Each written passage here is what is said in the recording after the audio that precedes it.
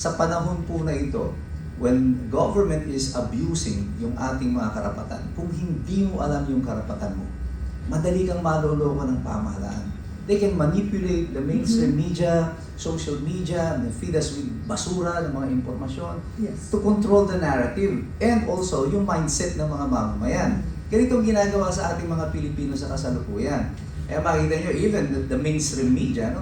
Silent sila sa mga issue ng katiwalian dito sa mga malalaking mga politiko sa bayan. Tapos ang mga hina-highlight nila, yung mga halimbawa na lang, yung 18 Marines, for example. Hindi mo sila except for Jessica Soho, wala akong nakitang ibang mainstream media outfit na nag-interview sa kanila. I mean, since Erap Estrada's time, tsaka kay Gloria, this would have to be the biggest scoop. Pag ganito ang Attorney Mike, na high-profile cases, paano natin ma-assure or anong dapat bantayan ng ordinaryong mamamayan para masabi na hindi biased ang nangyayaring investigation? Ano sa tingin nyo ang dapat na matyagan ng ating mga tagapakinig? But here's the thing about governance. Ang gobyerno kasi operates on the basis of trust. This is what you call the social contract theory. Okay. Ganda nun social contract theory between the government and the people. Okay. Tayo'y nagbabayad ng buwis sa pamahalaan. At ang understanding dyan is that the government will take care of us and protect our rights. Ay, pakinggan ito mabuti Importante ito. Sa political science yan, bakit tayo mayroong pamahalaan? Bakit tayo nagbabayad ng buwis? It is because of this social contract theory. Although walang batas nakasulat yan.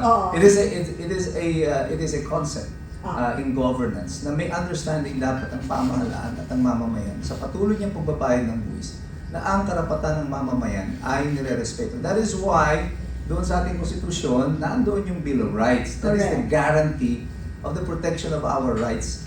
Against who? Against the government. This is the protection of the people against the government. Kaya naandyan ang Bill of Rights. The basic na pinoprotection nandiyan tayong mga mamamayan, hindi po yung gobyerno. Ang Bill of Rights nandiyan para protection po natin. This is our guarantee against the government. Bakit tayo kailangan protection against the government?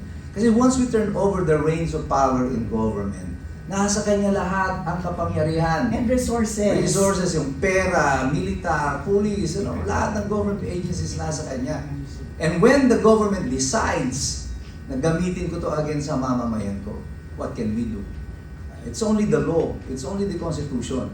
That is why yung right against unreasonable searches and seizures is guaranteed under the Constitution. Yan ang protection natin laban sa pamahalaan. Kaya lagi yung sinasabi ko sa vlog ko, mahirap makialam ang taong walang alam.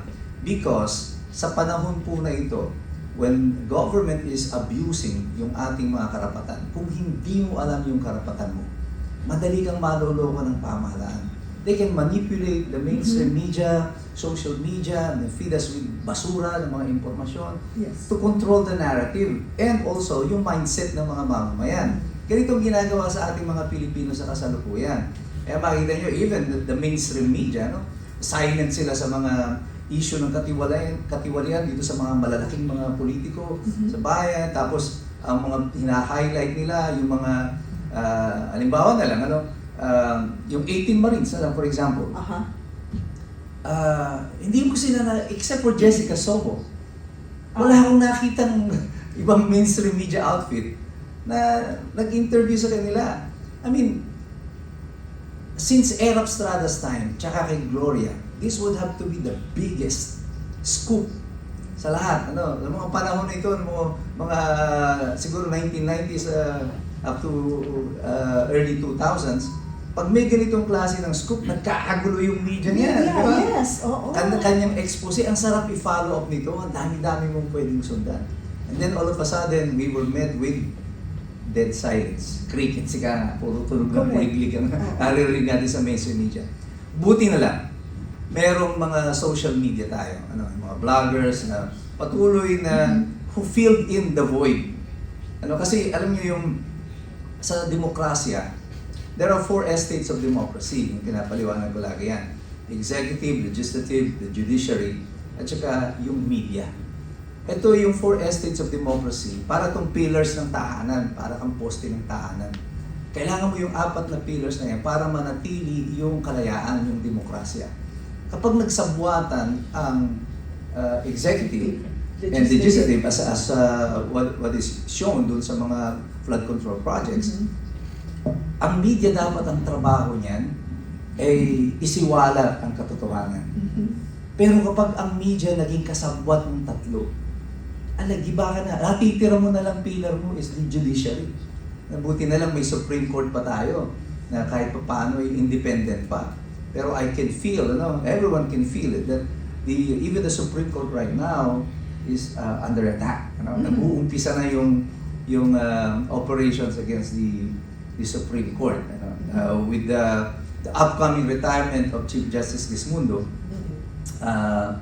malamang yung vacancy nito will have to be filled by another BBM appointee. The question is, in terms of seniority, si Associate Justice Leonen ang susunod dapat. Pero kami, we were already betting on it, yung mga lawyers, magkakasama kami kahapon sa isang conference. So many lawyers believe that Justice Leonen may not be appointed as the Chief Justice kasi masyado siyang critical of the positions of the government kasi independent-minded ito. But technically, actually, yun ang kailangan natin na Chief Justice. Correct. Someone who thinks independently. Yes. But apparently, this is not what the government may want, na the administration may want. Gusto nila alam niyo, pag na-control na lahat yung pillars of democracy na yan, yung demokrasya, asan ang demokrasya natin? Wala na, di ba? Durog tayo doon. And this, I think we are heading towards a political storm, in terms of yung constitution. Baka magkaroon tayo ng constitutional crisis because of what is happening right now. And that is why, importante talaga na sa panahon na ito, yung mga tao, maalam tayong lahat, para nakakapag-participate tayo, nakakapag-engage tayo.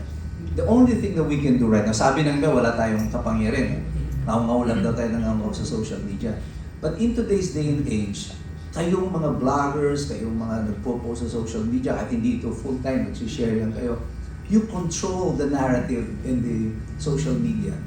You control the narrative in the airwaves. This defines ngayon yung direction of policy making.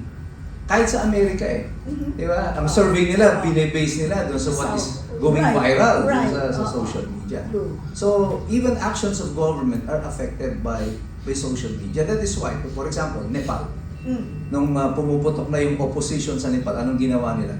They shut down social media. Kaya lang nag-backfire yung shutting down social media. Because social media now has more power, I think, than the mainstream media. Mas makapangyarihan ang social media dahil sa sheer volume, sa dami ninyo. And the information is accessible to you. You can videotape now, tapos naka-post na agad kayo sa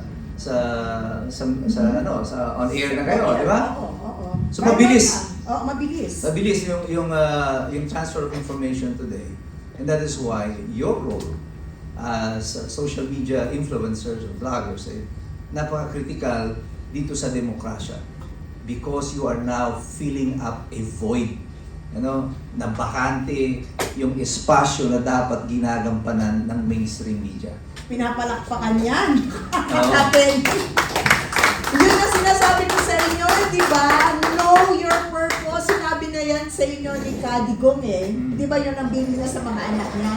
I know already my purpose, find yours. And we have been telling this dito sa ating mga social media bloggers and vloggers, Ayan na po, pastor na ang nagsabi sa inyo, abogado pa.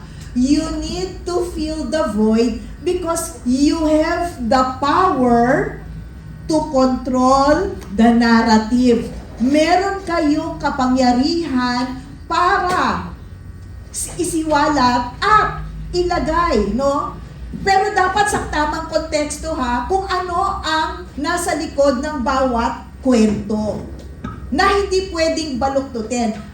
Reminder ko lang sa inyo yung Article 19. Always, hindi ba? Yung mga nandito. Okay? And, Attorney Mike, gusto ko rin i-reiterate, Kapeni, ang ganda nung nasabi ni Attorney Mike, na merong existing social contract between the government and the people. And this is, and ang kontratang ito nagaganap every 6 years pagdating sa presidente. Tuwing eleksyon, binibigay natin yung kontrata natin dun sa ihahalal natin. Every 3 years, yung mga representatives at yung mga mayor. Ang punto, ang ganda ng sinabi dito ni Attorney Mike, no? Once we give the reins of power and authority to that government, to our government, sila ay may duty sa atin na alagaan tayo, na hindi lapastanganin ang ating karapatan. That is the social contract.